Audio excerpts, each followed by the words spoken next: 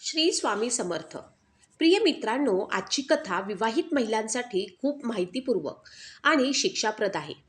ज्यामध्ये आज मी तुम्हाला सांगणार आहे की जर तुम्ही माहेरून सासरी जात असाल तर या 3 गोष्टी कधीही माहेरून सासरी घेऊन जाऊ नका. अन्यथा तुमच्या नवऱ्यावरती आकस्मिक संकट येऊ शकतं, नवरा आजारी पडू शकतो किंवा धनाचा नाश सुद्धा होऊ शकतो. आता या 3 गोष्टी कोणत्या आहेत ज्या कधीही माहेरून सासरी घेऊन जाऊ नये, ते आपण या कथेमार्फत जाणून घेणार आहोत. तुम्हाला माझी नम्र विनंती आहे की तुम्ही ही कथा शेवटपर्यंत पहा, कारण ही कथा जर लक्षपूर्वक शेवटपर्यंत ऐकली, व्यवस्थित समजून घेतली आणि कथेमध्ये सांगितलेल्या गोष्टी तुम्ही तुमच्या जीवनामध्ये आचरणात आणल्या तर मला आशा आहे की तुमच्या घरावरती कोणत्याही प्रकारचं संकट येणार नाही. तुमचा नवरा तुमच्यासोबत कधीही भांडण करणार नाही. तुमचा नवरा तुमच्यासोबत नेहमी खूप प्रेम करेल. अशी ही कथा तुम्हाला शिकवण देऊन जाणार आहे. तर मित्रांनो, सुरुवात करूया आजच्या आपल्या कथेला. मित्रांनो, एका गावामध्ये एक श्रीमंत शेठ राहत होता. त्या शेठला एक मुलगी होती. शेठ त्याच्या मुलीवरती अत्यंत प्रेम करायचा. तो स्वतःच्या जीवापेक्षा जास्त तिला जपायचा. आणि असं म्हणतात सुद्धा, मुलीवरती वडील अत्यंत प्रेम करत असतात. तो शेठ त्याच्या मुलीवर अत्यंत जास्त प्रेम करायचा. मुलीची कोणतीही इच्छा असेल ती इच्छा तो शेठ ताबडतोब पूर्ण करत असे. देवाकडे मागितल्यावर सुद्धा थोडा वेळ लागेल, परंतु तो शेठ आपल्या मुलीची इच्छा क्षणात पूर्ण करायचा. मुलीची कोणतीही इच्छा असो, काहीही हट्ट करू द्या, शेठ मुलीची इच्छा पूर्ण करत असे. माझी तुम्हाला एक विनंती आहे, तुम्ही तुमच्या मुलांवरती खूप प्रेम करा, खूप लाड करा, परंतु लक्षात ठेवा, इतकं प्रेम तुम्ही तुमच्या मुलीवर मुलांवर करू नका, ज्यामुळे तुमच्या मुलांचे भविष्य धोक्यात पडेल. तुम्ही या गोष्टीचं भान ठेवा की तुमच्या मुलीला दुसऱ्याच्या घरी जायचं आहे. त्यामुळे मुलीच्या स्वभावाकडे बिलकुल दुर्लक्ष करू नका. वास्तविक पाहता 90% सासरचे लोक वाईट नसतात. 90% आपल्या मुलींचा स्वभाव चांगला नसतो. त्यामुळे या गोष्टीचा तुम्ही व्यवस्थित विचार करा. तुम्ही तुमच्या मुलीवर अति जास्त लाड प्रेम करू नका, ज्यामुळे ती हट्टी बनेल.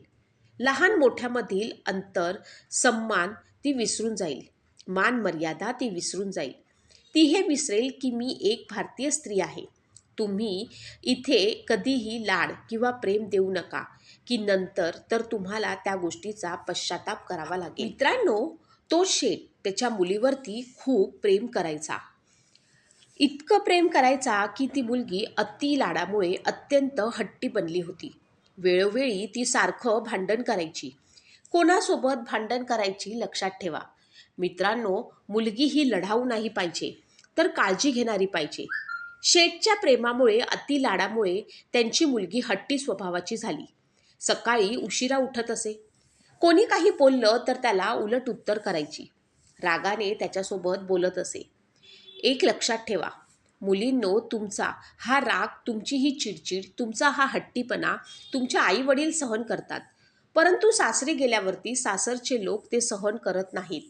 म्हणून तुम्ही लक्षात ठेवा, तुमचे आई वडील तुमच्या सर्व इच्छा पूर्ण करतील, तुमच्या मनाप्रमाणे तुम्हाला वागवतील, परंतु जेव्हा तुम्ही लग्न करून सासरी जाल तेव्हा तुमच्या या वाईट सवयी सासरी कोणीही सहन करणार नाही. ती मुलगी तिच्या आयुष्यामध्ये आता खूप गर्विष्ठ झाली होती.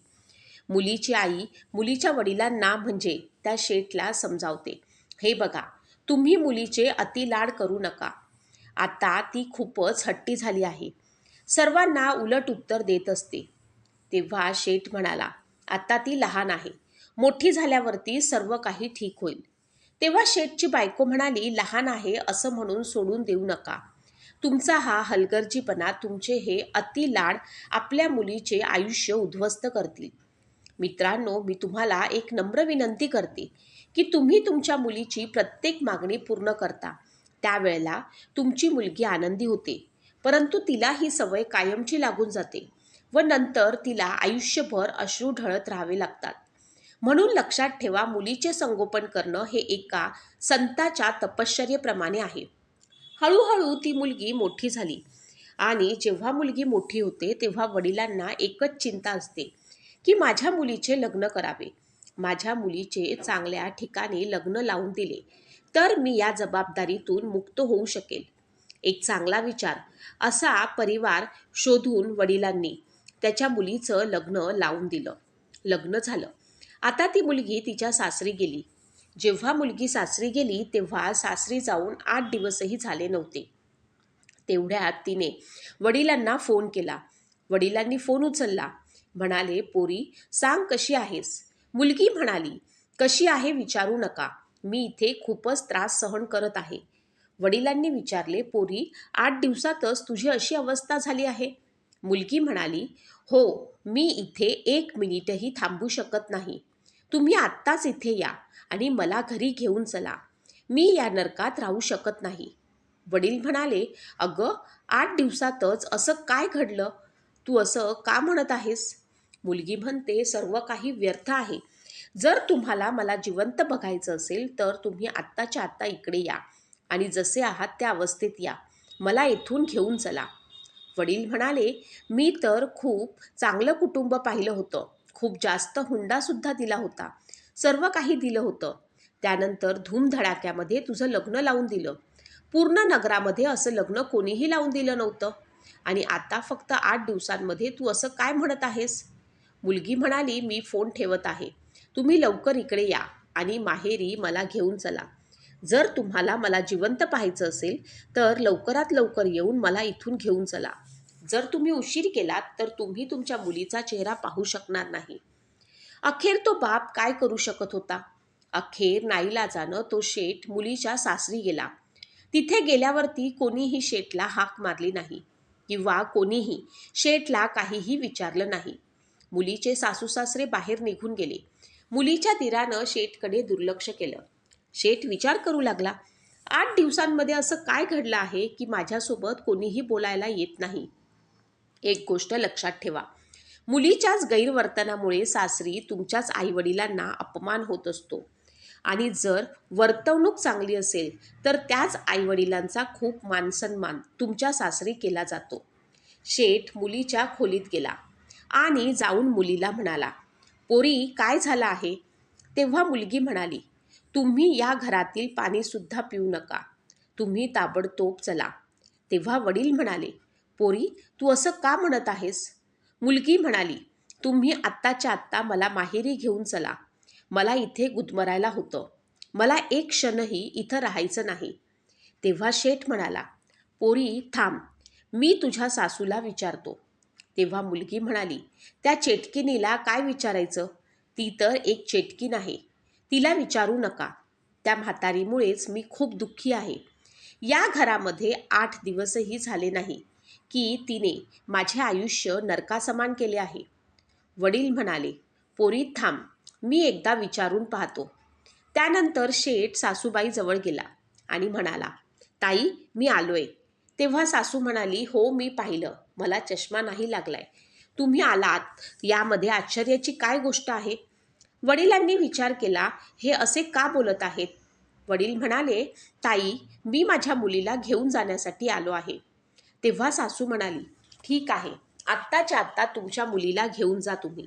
आम्हाला अशी मुलगी दिली आहे जिने आम्हाला अगदी हैराण करून सोडलं आहे. ही सकाळी 8 वाजता उठते. घरातील कुठलेही काम करत नाही.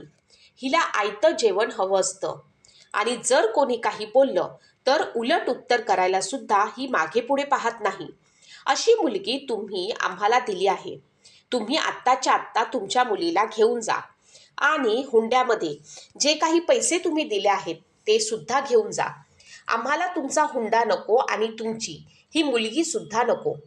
सासूबाईंचं हे बोलणं ऐकल्यामुळे मुलीच्या वडिलांची मान खाली झाली. शेवटी शेठ त्याच्याच मुलीला घेऊन घराच्या दिशेनं निघाला. जाताना शेठ म्हणाला, ताई 10-15 दिवसांमध्ये मी हिला पाठवून देतो. तेव्हा सासूबाई म्हणाली, नको नको, हिला पाठवू नका, तुमच्याकडेच ठेवा. हिच्यासाठी आमच्या घराचे दरवाजे आता कायमचे बंद झाले आहेत. शेठला समजलं की नक्कीच काहीतरी झालं आहे. मुलीला गाडीत बसवलं व त्यानंतर ते घराच्या दिशेने निघाले. रस्त्यामध्ये शेठ त्याच्या मुलीला विचारू लागला, एक गोष्ट सांग पोरी, हे वातावरण कसं तयार झालं? मुलगी म्हणाली, बाबा, तुम्ही कोणासोबत माझं लग्न लावून दिलं? यापेक्षा तर मी कुमारी राहिली असती तर ते चांगलं झालं असतं. शेठ म्हणाला, पोरी, तू काळजी करू नकोस. मी तुझ्या सोबत आहे. सर्व काही अगदी ठीक होईल. मला एक गोष्ट सांग, तुझ्या सासरची माणसं कशी आहेत? तुझं सासर कसं आहे? तेव्हा मुलगी म्हणाली, बाबा, तुम्ही पाहिलंत ना, अगदी नरकासमान सासर आहे माझं. माझी सासूबाई चेटकीन आहे. माझा सासरा राक्षसासमान आहे. माझा दीर हा एक नंबरचा मूर्ख आणि धूर्त प्रकारचा माणूस आहे. दिवसभर फक्त उनाडक्या करत असतो. गावभर फिरत असतो. नणंद एक नंबरची आगलावी आहे. तिच्यासारखी बाई मी पूर्ण आयुष्यात नाही पाहिली. वडील म्हणाले, पोरी, तुझा नवरा कसा आहे? मुलगी म्हणाली, माझा नवरा तर साक्षात यमराज आहे. वडील विचार करू लागले की नवरा यमराज आहे, सासरा राक्षस आहे, सासू चेटकीन आहे, दीर मूर्ख आणि उनाड आहे, नणंद आगलावी आहे. त्यानंतर वडिलांनी मुलीला विचारलं, पोरी, तुझे शेजारी कसे आहेत? तेव्हा मुलगी म्हणाली, खूप बदमाश आहेत. वडिलांनी विचार केला, एक माणूस चुकीचा असू शकतो, दोघे चुकीचे असू शकतात, परंतु सासरचे सर्वच लोक चुकीचे कसे असू शकतात? सासरचीच लोक, शेजारची लोक सुद्धा चुकीची आहेत. मुलीचे वडील थोडे समजूतदार होते. वडिलांनी विचार केला की दोष सासरच्या लोकांमध्ये नाही, तर दोष माझ्या मुलीमध्ये आहे. नक्कीच हिनेच काहीतरी भांडण केलेलं दिसत आहे. मुलगी म्हणाली, बाबा, मी आत्ता सासरी कधीच जाणार नाही. तेव्हा वडील म्हणाले, ठीक आहे पोरी, तू सासरी कधीच जाऊ नकोस. तुझ्या वडिलांचे घर आहे. तुला जितका वेळ हवा आहे तितका वेळ तू माहेरी राहा. आपल्या घरी तुला कोणत्याही गोष्टीची कमतरता भासणार नाही. जेव्हा शेठ मुलीला घेऊन घरी पोचला तेव्हा शेठच्या मुलाच्या बायकोनं पाहिलं की नणंदबाई घरी आली आहे. तेव्हा ती विचार करू लागली की नक्कीच ही आता इथेच राहण्यासाठी आली आहे. लक्षात ठेवा, जेव्हा तुम्ही 4 दिवसांसाठी माहेरी जाता तेव्हा वहिनी तुमचा आदर सत्कार ठेवते. परंतु जेव्हा तुम्ही रोजच्या रोज जायला लागता तेव्हा तुमची वहिनी सुद्धा म्हणते की खूप झालं ताई, आता बस झालं. आणि तेच झालं. शेठची मुलगी 10-12 दिवस घरी राहते तेव्हा तिची वहिनी तिच्यावरती रागराग करू लागते. सुरुवातीला तर शेठच्या मुलीला काहीच काम करायला सांगत नव्हती, परंतु आता मात्र वहिनी शेठच्या मुलीला खूप सारी कामं करायला सांगते. तिच्याशी नीट बोलत नसते. तेव्हा शेठची मुलगी म्हणते, वहिनी, तू माझ्यासोबत असं का वागतेस? आधी तर माझ्यासोबत तू खूप प्रेमानं वागायची, परंतु आता तुला काय झालं आहे? तेव्हा शेठची सुनबाई म्हणते, आधी हे घर तुझं होतं, परंतु आता तुझं लग्न झालं आहे आणि तुझं सासर म्हणजे तुझं घर आहे. परंतु तू तर आता तुझं सासर सोडून इकडे आली आहेस, त्यामुळे आता तुला इथे आरामात बसून खायला मिळणार नाही. मुलगी विचार करू लागली. वहिनीचा स्वभाव अचानकच बदलला आहे. मित्रांनो, एक गोष्ट लक्षात ठेवा, मुलगी जर माहेरी अधिक काळ राहत असेल तर तिचा मानसन्मान कमी होत असतो. परंतु तीच मुलगी जर सासरी राहत असेल, माहेरी फक्त 1 ते 2 दिवसांसाठी किंवा काही कार्यक्रमासाठी अधिक काळासाठी जात असेल तर तिच्या सन्मानामध्ये भर पडत असते. उठसूट माहेरी जाणाऱ्या मुलीचा मान सन्मान कमी होणारच आहे. अचानकच वहिनीचा बदललेला स्वभाव पाहून शेठच्या मुलीला खूपच टेन्शन येऊ लागलं. आता तर गावातील लोकसुद्धा शेठच्या मुलीला प्रश्न करू लागले, तुझ्या सासरचे लोक तुला न्यायला येत नाहीत का?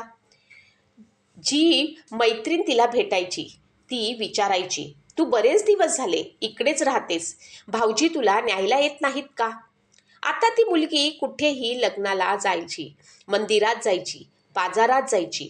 जो पण तिला ओळखीचा भेटायचा तो फक्त हेच विचारायचा की नवरा तुला नेण्यासाठी येत नाही का?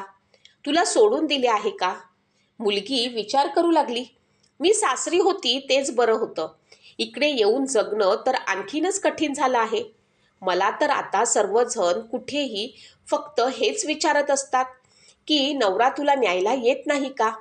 फक्त लोकांना ह्याच गोष्टीची काळजी आहे की आमच्यामध्ये भांडण चालू आहे का? मुलगी विचार करू लागली मी तर एका मोठ्या संकटात सापडली आहे. सर्वत्र आता फक्त हीच चर्चा होऊ लागली होती की शेठची मुलगी माहेरीच राहत आहे, ती तिच्या सासरी जात नाही.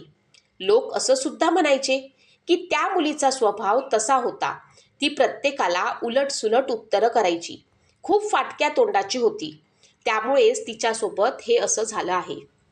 मित्रांनो, एके दिवशी शेठनं पाहिलं की त्यांची मुलगी उदास बसलेली आहे. तेव्हा शेठ मुलीजवळ गेला आणि विचारलं, पोरी, काय झालं आहे? तेव्हा मुलगी म्हणाली, काय सांगू बाबा, माझं सासर तर अगदी नरकासमान आहे. परंतु मला वाटलं मी माहेरी आनंदानं राहीन. परंतु लग्नानंतर जशी मी माहेरी आली तशी माझी सर्व इज्जत संपली आहे. जो माझ्याकडे पाहतो तो फक्त संशयाच्या नजरेने पाहत असतो. ज्याच्यासोबतही मी बोलायला जाते त्याचा पहिला प्रश्न हाच असतो की भाऊजी कुठे आहेत? सासरची माणसं कुठे आहेत? भाऊजी तुला न्यायला येत नाहीत का? या सर्व प्रश्नांची मला हैराण करून टाकले आहे.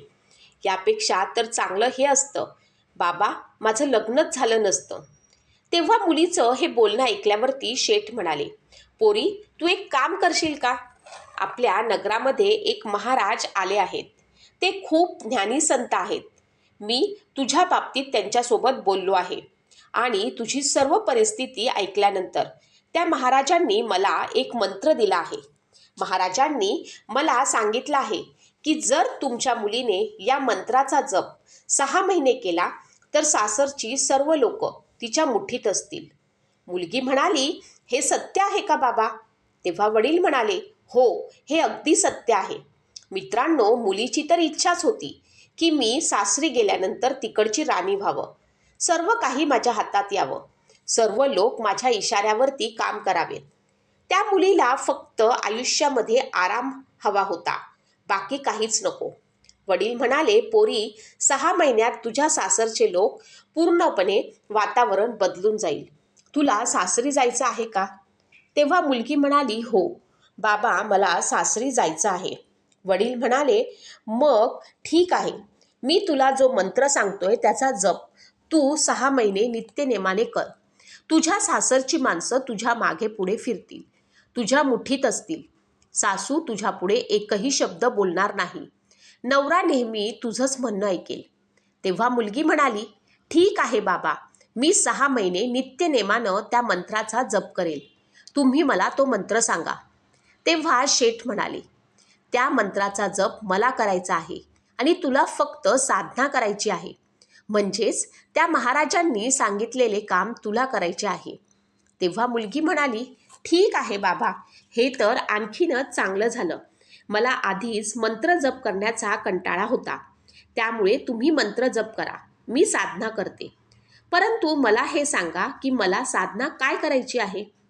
तेव्हा शेठ म्हणाले, 6 महिने तू कोणालाही काहीच म्हणू नकोस, कुणालाही उलट उत्तर देऊ नकोस. 6 महिने या गोष्टीचं तू पालन कर.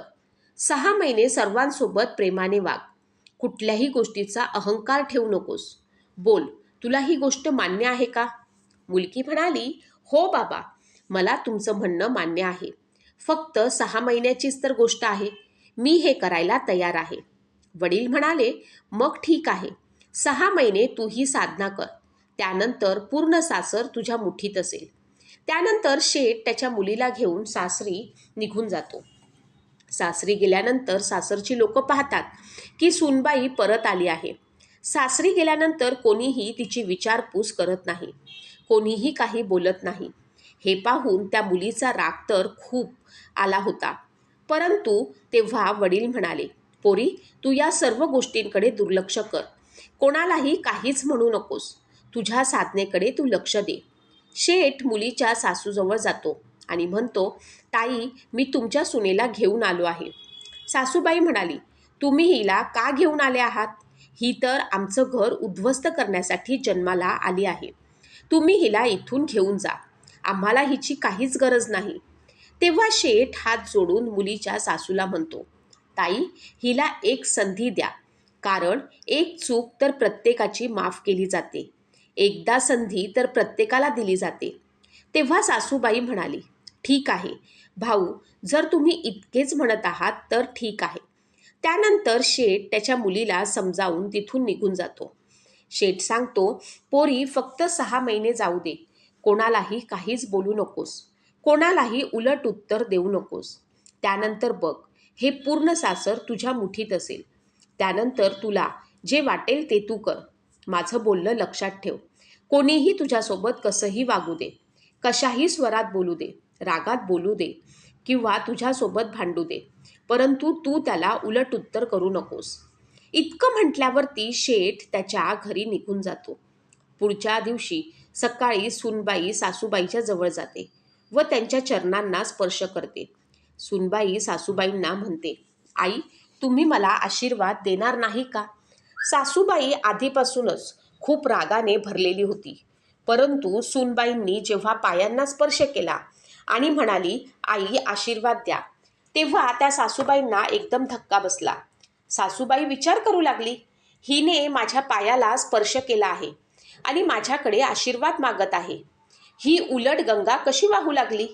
ही आमची तीच सूनबाई आहे ना, जी मला उलट उत्तर करायची, मला चेटकीन म्हणायची, परंतु आज माझ्या पायाला स्पर्श करून माझे आशीर्वाद मागत आहे.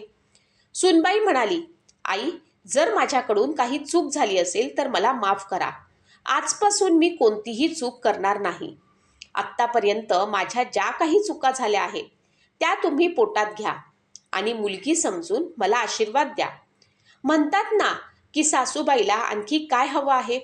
जर सूनबाई सासूबाईच्या चरणांमध्ये जाऊन माथा ठेवत असेल आणि म्हणत असेल की आई मला आशीर्वाद द्या, तेव्हा त्या सासूबाईचं मन प्रफुल्लित होतं आणि ती सूनबाईला सर्व काही द्यायला तयार होते.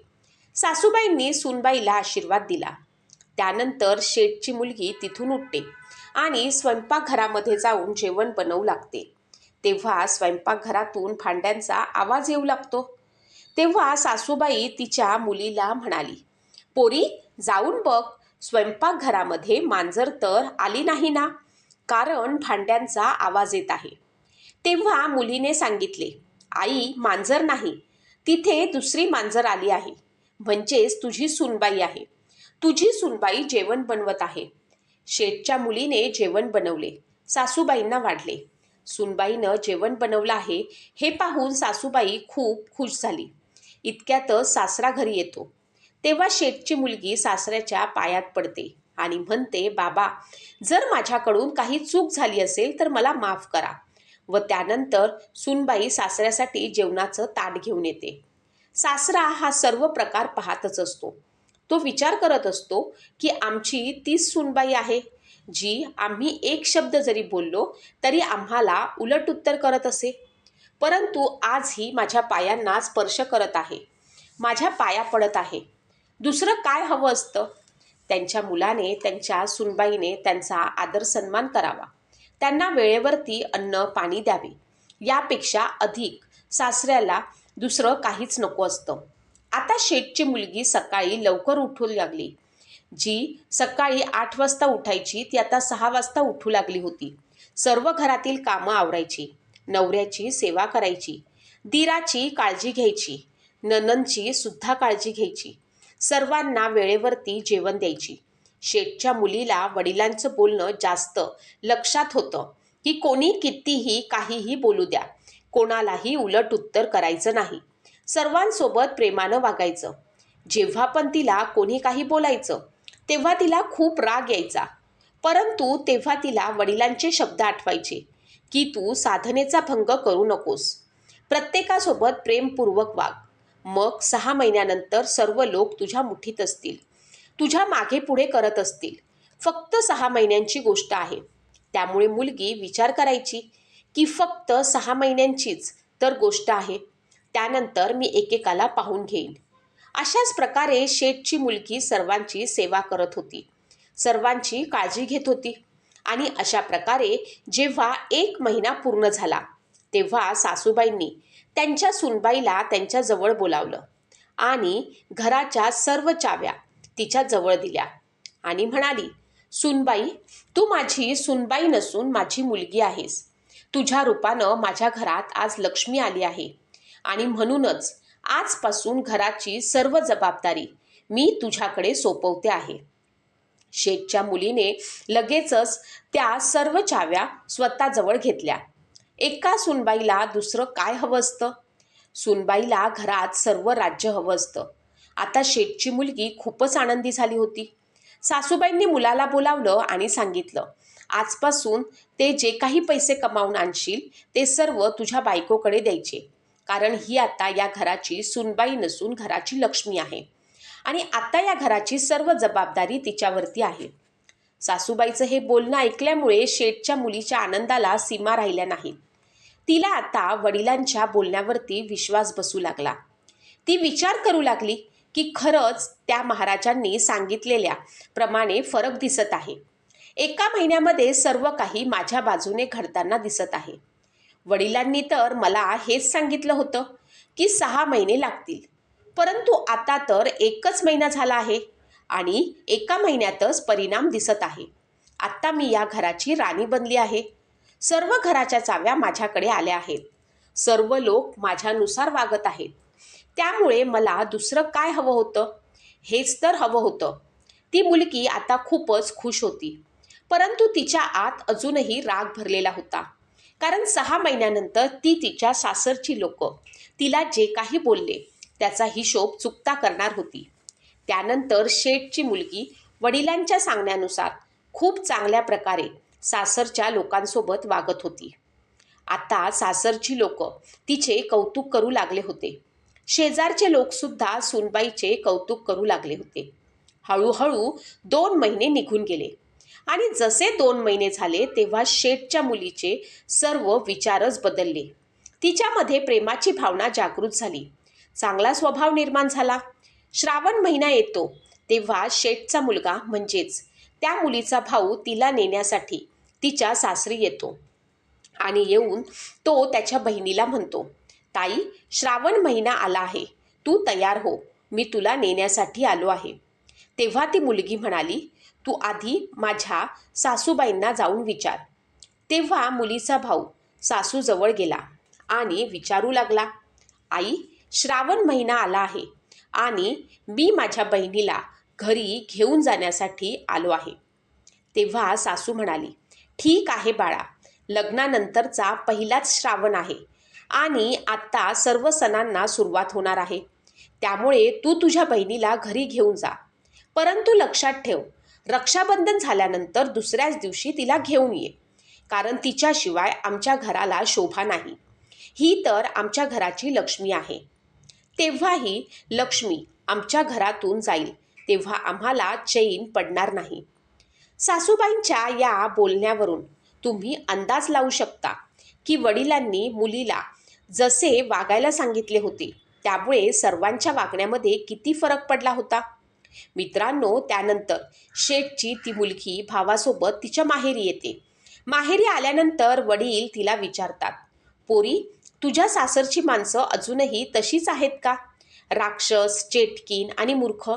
तेव्हा मुलगी म्हणते, नाही नाही बाबा, तुम्ही त्यांच्याबद्दल असे शब्द उच्चारू नका. ते राक्षस नाहीत, मूर्ख किंवा चेटकीन नाहीत. ते तर माझे आई वडील आणि भाऊ आहेत. माझी सासूबाई आई समान माझ्यावरती प्रेम करते. माझे सासरे वडिलांसारखे मला जपत असतात आणि माझा दीर एका भावाप्रमाणे माझी काळजी घेत असतो. सर्वजण खूप चांगले आहेत. माझा नवरा माझी खूप काळजी घेत असतो. मला काय हवंय नको आहे याची तो खूप काळजी घेत असतो. सर्वजण खूप चांगल्या स्वभावाचे आहेत. माझी नणंद माझ्या छोट्या बहिणीसारखी आहे. माझी ती आता चांगली मैत्रीण झाली आहे आणि माझ्यासोबत ती खूप गप्पा मारत असते. माझ्यासोबत ती सर्व काही शेअर करत असते.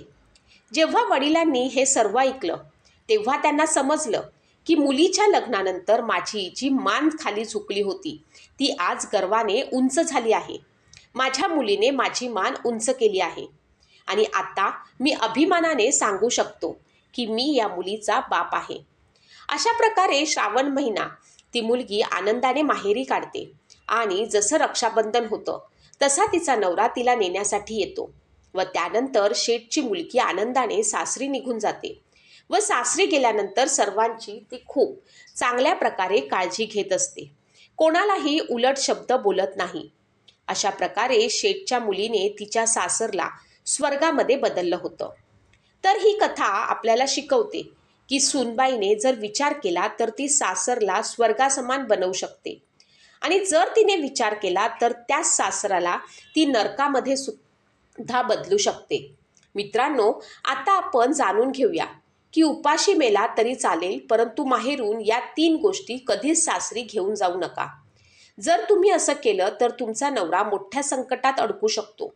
त्या 3 गोष्टी कोणत्या आहेत? चला जाणून घेऊया. पहिली गोष्ट आहे हट्टीपणा.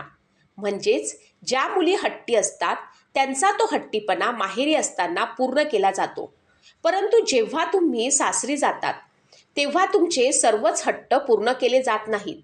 म्हणूनच तुमच्यामध्ये जो पण हट्टीपणा आहे, तो पण राग आहे, तो राग तुमचे आईवडील सहन करतील, परंतु तुमच्या सासरचे लोक राग सहन करणार नाहीत.